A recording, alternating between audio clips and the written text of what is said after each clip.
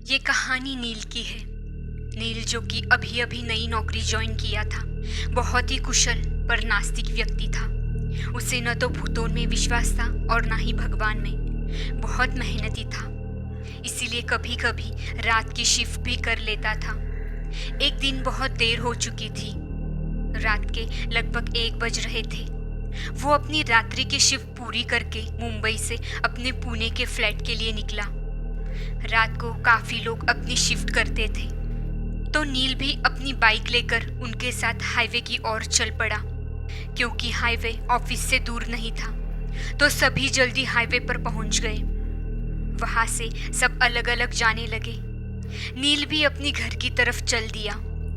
Highway से कटकर एक कच्चा रास्ता था जो उसके घर जाने के लिए शॉर्टकट का काम करता था। नील उस रास्ते से दिन में बहुत बार गया था, पर इतनी रात में कभी नहीं गया था। इतनी रात में तो वो सड़क और भी सुनसान थी। फिर भी उसने उस रास्ते की तरफ अपनी गाड़ी मोड़ दी और चल पड़ा अपनी घर की ओर। लेकिन उससे अंदर ही अंदर ये बात भी खाए जा रही थी कि कहीं अगर इस रास्ते में कोई चोर या डाकू मिल गए तो क्या होगा। फिर वो खुद को दिलासा देता कि इतनी सुनसान रास्ते में कोई जानवर भी नजर नहीं आ रहा, तो इंसान भी नहीं होंगे। वो रास्ता आगे चलकर बहुत सर्पीला हो जाता था, और साथ ही साथ वो सर्पीला रास्ता एक जंगल के बीच से निकलता था। हालांकि जंगल बहुत घना नहीं था, तो नील आराम से बाइक चलाते हुए जा रहा था।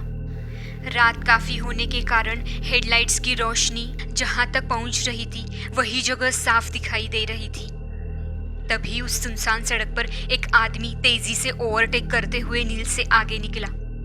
नील ने देखा कि एक आदमी और औरत, जो कि शायद पति पत्नी थे, उस बाइक पे जा रहे थे।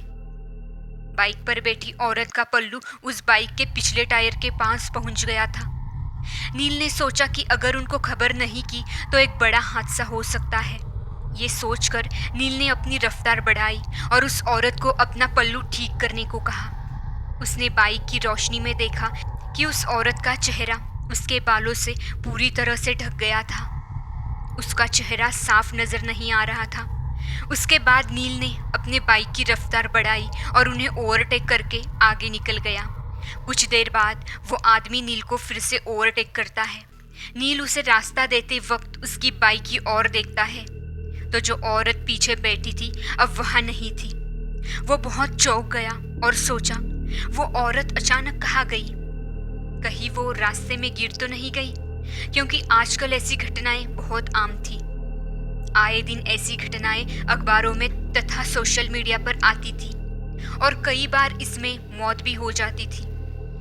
उसने बाइक की रफ्तार बढ़ाकर उस बाइक वाले से पूछा, भाई साहब, वो आपके साथ जो औरत पीछे बैठी थी वो कहाँ गई? ये सुनकर बाइक वाला चौंक गया और उसकी आंखें डर से भर गई। उस बाइक वाले ने नील की बातें सुनकर अपनी बाइक साइड में रोक दी और पीछे मुड़कर देखने लगा। उसके माथे पर पसीना साफ नजर आ रहा था। वो बहुत डर गया था। उसने लड़खड़ाती हुई आवाज में पूछा, कौन सी औरत? मैं तो अपने ऑफिस से शिफ्ट पूरा करके अकेले ही घर जा रहा हूँ, और मैंने किसी को लिफ्ट भी नहीं दी। ये सुन के नील के होश उड़ गए। वो समझ नहीं पा रहा था कि उसके साथ अभी क्या हुआ। दूसरे बाइक पर बैठा आदमी भी बहुत डर गया और पसीने से तरबतर हो गया था। दोनों को समझ नहीं आ रहा था कि क्या हुआ। फिर दोनों ने साहस करके पीछे मुड़ के देखा तो पीछे सड़क बिल्कुल सुनसान और डरावनी लग रही थी। अचानक उन्हें अपने पीछे किसी के चलने की आवाज सुनाई दी। दोनों ने फिर पीछे मुड़ के देखा तो कुछ धुंधला सा किसी औरत की परछाई जैसे नजर आ रहा था। दोनों के रोंगटे खड़े हो गए, और तभी उस दूसरे आदमी के फोन की घंटी बजी और दोनों एक पल के लिए डर के मारे चीख पड़े। उस व्यक्ति ने फोन देखा तो उसकी माँ का फोन था, जो उसके घर पहुंचने के बारे में जानना चाहती थी कि वो आखिर कब तक घर आएगा। फोन कट करने के बाद दोनों ने देखा कि पीछे अब कोई परछाई नहीं थी।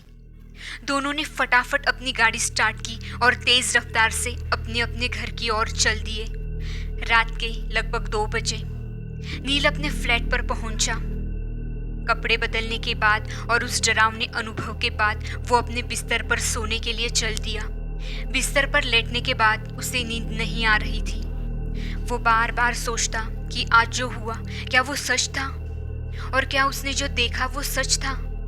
उसने आज से पहले कभी ऐसा अनुभव नहीं किया था। नील सोने की कोशिश करता, लेकिन उसकी आंखों के सामने उस औरत का बालों से ढका चेहरा नहीं जा रहा था। बाहर हवाएं भी तेज थी, जिसके कारण रूम की खिड़की बहुत तेज हिल रही थी।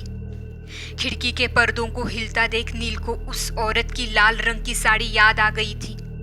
नील उठा और उसने खिड़की बंद कर दी और वापस बेड की तरफ मुड़ा। तभी उसने अपने सामने वो बाइक वाली औरत अपने बेड के बगल में दिखी, तो वो बिल्कुल डर गया और चीख उठा। तभी वो औरत नील के ऊपर अपने बड़े बड़े नाखूनों वाले हाथ उठाकर हमला करती है। चीख के साथ नील की आंखें खुली तो उसे एहसास हुआ कि वो एक सपना था, बहुत ही डरावना। नील को लगा कि वो कुछ ज्यादा ही सोच रहा है और सो गया। वो 2 दिनों तक ऑफिस नहीं गया और बॉस के फोन आने पर कह दिया कि उसकी तबीयत ठीक नहीं है। लेकिन कब तक वो नौकरी पर नहीं जाता। तीसरे दिन नील अपने ऑफिस गया और अपने रात्रि के शिफ्ट को पूरा कर रहा था। उसका ध्यान काम से ज्यादा उसके घड़ी के ओर था। अभी उसकी रात्रि की शिफ्ट पूरा होने में 1 घंटा था। फिर भी वो बहुत बेचैन था और जल्दी से जल्दी अपने फ्लैट पर पहुंचना चाहता था। वो बार बार घड़ी की तरफ देखता और उसकी बेचैनी और बढ़ जाती। आखिरकार रात के 12:30 बजे उसकी शिफ्ट खत्म हुई और जल्दी से उसने अपना सामान उठाया और बिना किसी से कुछ बोले घर के लिए निकल गया। वो हाईवे पर उस कच्चे रास्ते से न जाने के बारे में सोचता रहा। जब भी वो उस सड़क के बारे में सोचता, वो औरत का चेहरा और साड़ी बार बार उसके सामने आ जाते। ये सब सोचते हुए न जाने कब वो उस कच्ची सड़क की ओर मुड़ गया और आगे चला गया। जब वो उस रास्ते पर कुछ आगे आया तो उसे 3 दिन पहले हुई घटनाएं याद आने लगी। वो घबराहट के वजह से काफी डर गया था। उसे बार बार ऐसा लगता कि अभी कोई बाइक वाला उसके बगल से निकलेगा और उसके पीछे वो औरत बैठी होगी। तभी उसे पीछे से आ रही एक बाइक का आभास हुआ जो काफी तेजी से आ रही थी। वो हॉर्न बजाते हुए नील को ओवरटेक करने की कोशिश कर रहा था। पहले नील ने कोशिश की कि वो उसे रास्ता न दे और अपने बाइक की रफ्तार बढ़ाकर आगे बढ़ गया, क्योंकि वो उस बाइक के सीट के पिछले हिस्से को नहीं देखना चाहता था।